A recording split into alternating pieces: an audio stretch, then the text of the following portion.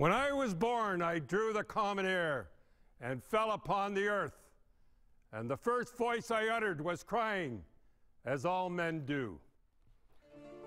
Shakespeare, the grandest of the entertainers. Here in Stratford, Ontario, William Shakespeare is celebrated in a fashion we reserve once a year for Hockey Day in Canada. The Bard gave us comedy and tragedy. In hockey, it's wins and losses. And there is no freedom from the clutches of each. For there is no king that had any other beginning of birth. For all men have one entrance into life, and the like going out. In Stratford, the king was Howie Morenz, the Stratford Streak, the greatest player of the first half of the 20th century, the perennial leading scorer of the fabled Montreal Canadiens, until January the 28th, 1937, when he fractured his leg in 4 places. You see, in Shakespeare's text of modern life, the central figure, no matter how great, pathetic, sinister, or lost, always arrives at the edge. We hope somehow the hero will offer wisdom in old age. When we are born, we cry that we are come to this great stage of fools. You cannot fool with the finish line. Howie Morenz lay in traction, his career doomed. 6 weeks after the injury, he died, they say, of a broken heart. He was 34. Out, out, brief candle. Life is but a walking shadow. A poor player that struts and frets his hour upon the stage and then is heard no more. It is a tale told by an idiot, full of sound and fury, signifying nothing.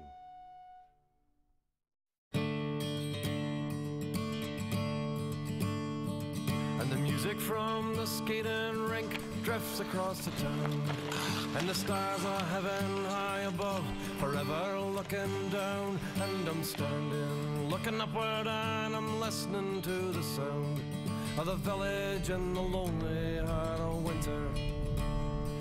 And the lights above the skating rink illuminate the scene, and on the snow the shadows show footsteps where we've been.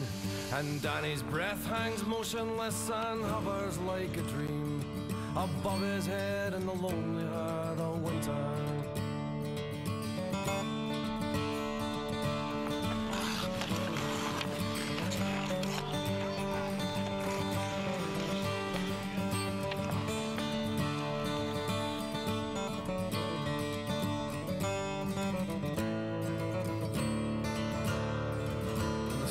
Above the skating rink, blackened with a space, falls endless on the frozen world, upon the saving grace of the lights around the skating rink, laughing in the face of the darkness at the lonely heart of winter.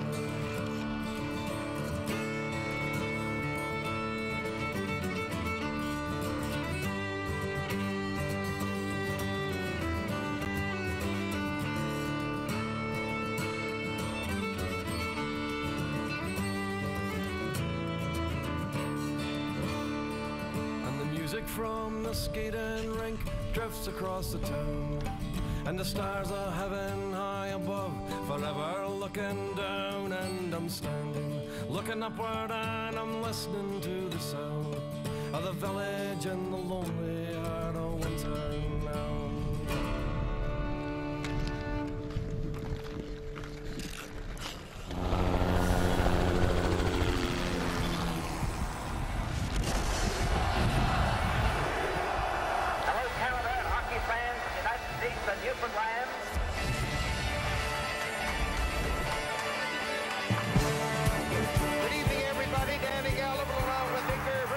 Cozy and beautiful broadcast box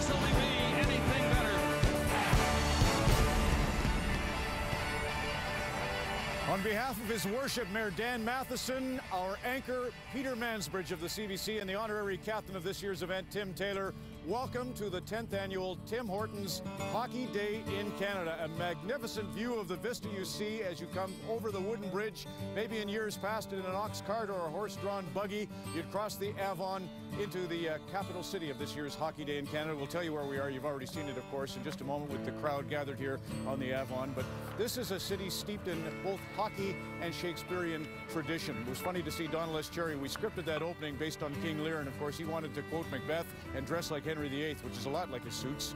But a fantastic job that's the Festival Theatre, which opened in 1956. Hamlet that year was Christopher Plummer. He'll be here again next year in The Tempest. And Plumbers, Don Cherry's kind of folks in hockey. Of course, the Culletons, which is a contracting company that is a plumbing company. Keith and George Culleton sponsor the great junior B team here, the Culletons, who have been a dynasty since 1975, the Warriors. And there's the banks of the Avon, where we have a gorgeous rink set up today for a super day, the greatest day of our year, Hockey Day in Canada. It's 15 degrees below zero. It doesn't feel like it. The wind from the east at 11 right now. Who dropped their sticks? A little cold. Okay, I admit it's a little cold.